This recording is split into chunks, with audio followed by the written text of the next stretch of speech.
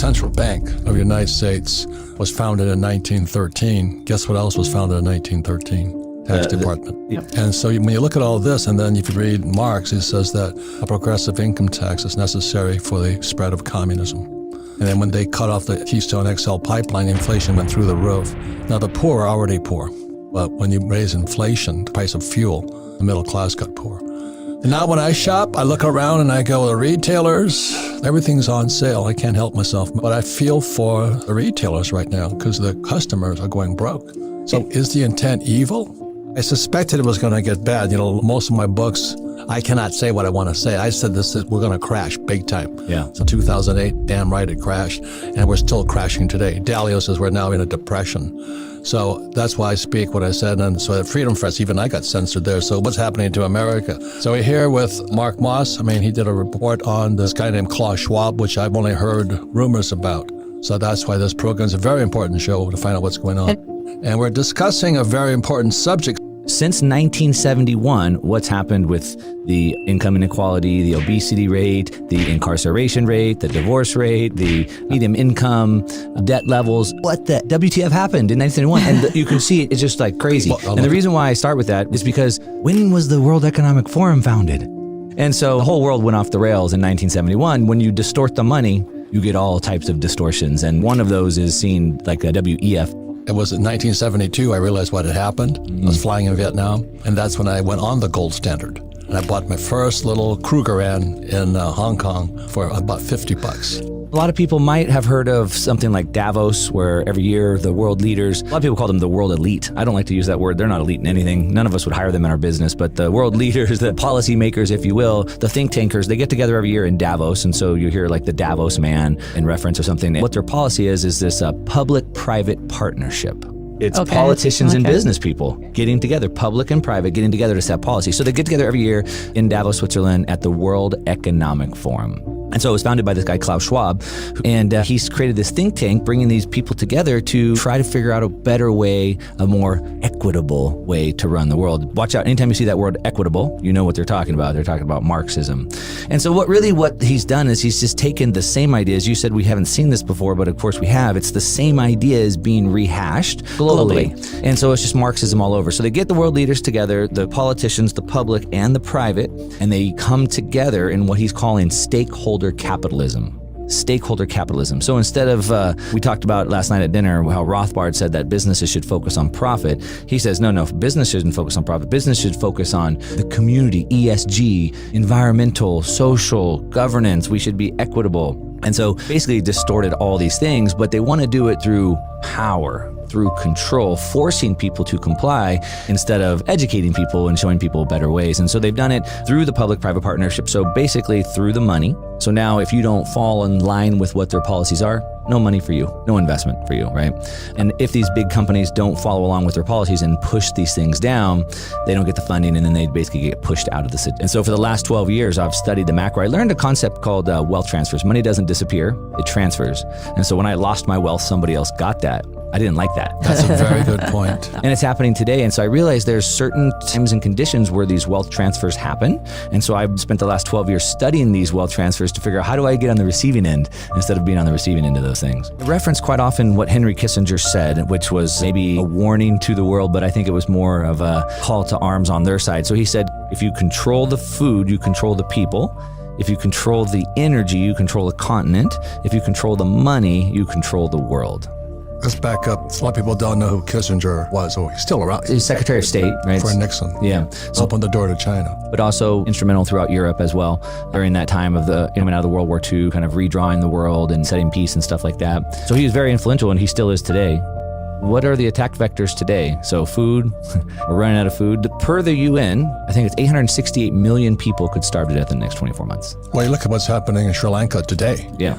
You know, and there's rioting going on and all this because it's corruption. And basic corruption is what it is, but they're starving. Yeah, they're starving. And the Ukraine is going to starve a lot of people. They're starving and they have no energy. Sri Lanka has the best ESG score in the world, 98 out of 100. They had put out an article 2 years ago, said that by 2025, they were going to be one of the richest nations. They were going to be the poster child for ESG, how environmentally sound you are, low impact on environment, your social score, and then your governance. Do you have diversity on your board and all of these things? They were going to be the poster child for this. They proclaimed that we will be the best by 2025. They said by 2025, we'll be one of the richest nations in the world based off of this sustainability. Sri Lanka coming apart at the seams right now. They're completely gone. They defaulted on their bonds. They got no money. Nobody will loan them any more money. They don't have any money to import any energy, so they have no energy, and they're gone.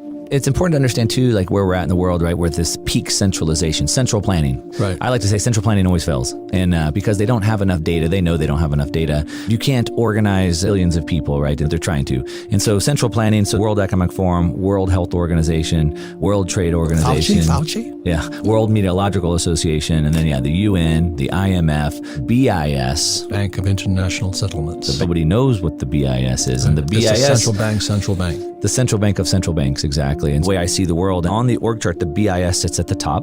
Below the BIS, then you have some of these think tanks. So the World Economic Forum, the Club of Rome. And so they're the policy makers. And then they push it down to the next row in the org chart to the policy enforcers, which are the governments. And so the governments sit a few levels down. So it's really a coup of the bankers.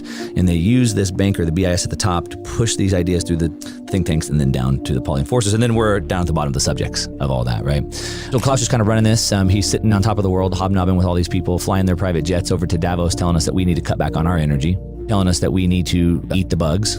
This is on their website. They're talking about why we should be eating bugs. They're more sustainable. Nicole Kidman, she made a commercial, I think 2 weeks ago, of her actually eating bugs. That's what they're putting on TV now. The food is their first attack vector. So I was on Fox Business 2 weeks ago. They asked me about an article the UN put out when the UN titled the article, Why It's Good to Be Hungry. Why being hungry is good. And they were saying we need people to be starving because there's all these jobs that have to be done that nobody would do unless they were starving. Who said that? It's an article on the UN website. Wow. Like I said, Fox had me on to talk about it. They took it down after half a day because the backlash was so insane. But per the UN, about 868 million people could starve to death in the next 24 months, almost a billion. So Marxism, whenever Marxism has been tried in Russia in the early 1900s, about 25 million people starved to death. In Mao's Great Leap Forward, about 50 million people starved to death. Those were horrific, 50 million people. And they killed them too. We're talking about almost a billion now. And so at a time when we have almost a billion people that could be starving to death, shouldn't we be trying to get as much food as possible out? We would try to do everything we can. But in Holland, they've gone and shut down the farms. They're trying to take over their land, and they want to take over the farms and stop them from growing not just food, but also raising cattle and meat. It's massive protests are happening in Holland at a time where we need more food. In the United States, the farmers are being paid not to plant. They're not allowed to plant on some of their land. And they went and they petitioned the Secretary of Agriculture and said, hey, let us plant. We can get more food. And they said, no, it's not in line with our agreement for the Paris Accord. Environmental thing. Which is the environmental thing, which is what President Trump had pulled us out of. And then Biden's very first day in office, the most important thing he had to do by executive order was put us back into the Paris Accord. So we can't grow food in the United States because of, climate change. Holland can't grow food. And now the protests are happening all over the world. And it's even bigger. So like all throughout Europe, there's an energy crisis going on.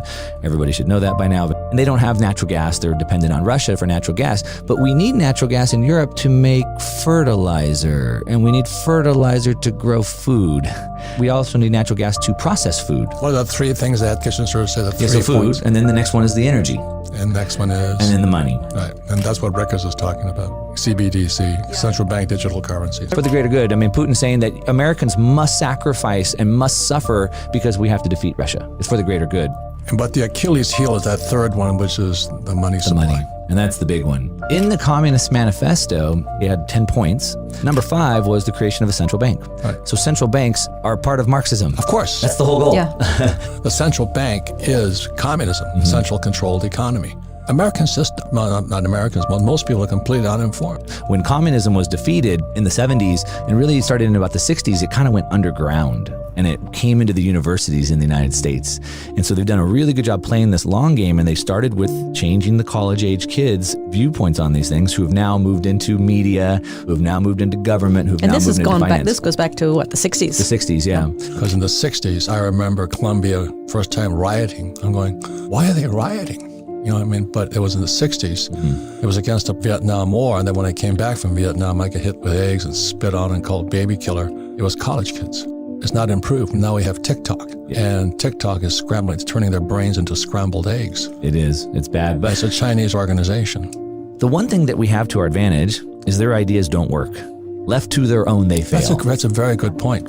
So Nietzsche says, that which is falling, shall ye also push. And so it's already fallen. The system's crumbling. The financial system is done. Like the EU's on the verge of breaking up. The bond problem that they have is one that they probably can't solve over there. The pigs nations down below, they're done. Germany has lost its position. The energy is too high. So the EU's on the verge of breaking up. Who are the pigs? The Portugal, Italy, Greece, Spain. So the southern nations in the European Union.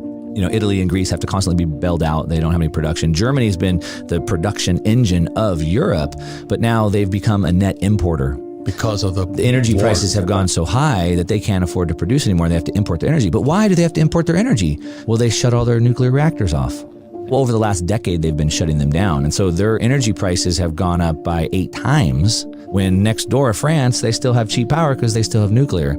So in Europe, they have massive amounts of shale gas like we do in the United States, but they don't want to get it out. Humans can take a lot of abuse from governments, but when you can't eat or feed your family, that's when it's like game on, right? 9 meals to anarchy, they say. You don't eat for 9 meals, it's on, right? Well, 3 for me. What they've been doing is they've been taking to the streets, sort of like we saw in Canada with the truckers, but now it's the farmers with their tractors. And they're taking these tractors and they're making the Canadian truckers look like child play. I mean, they are out in serious droves. Some of the farmers got arrested. The farmers went to the police station, surrounded them, and made them release the farmers.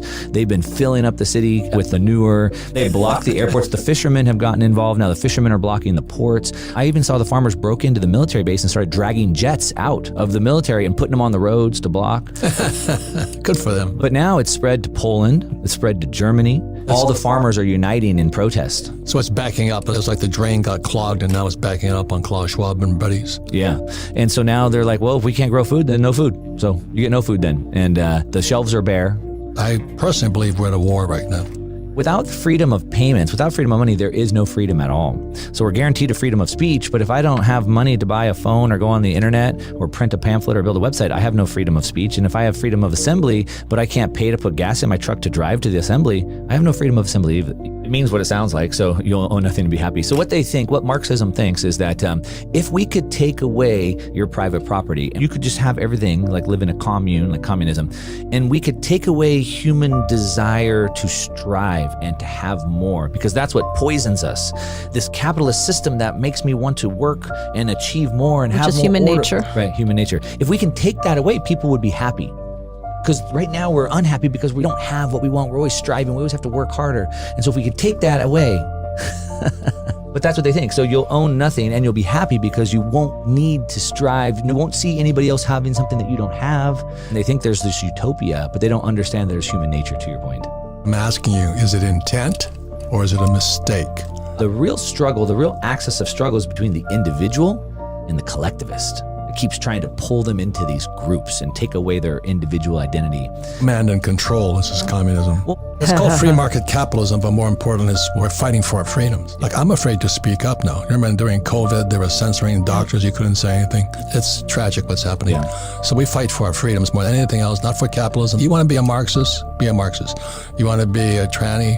Have a good life. Who you sleep with? None of my business. But don't take my freedom away.